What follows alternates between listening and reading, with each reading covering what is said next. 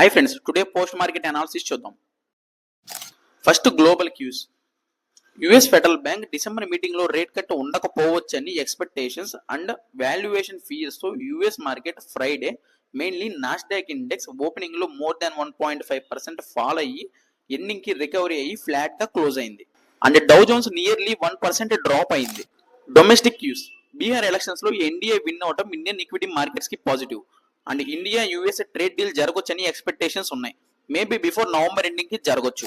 Nifty key levels as per option chain resistance 26,100 and support 25,900 దగ్గర ఉన్నాయి.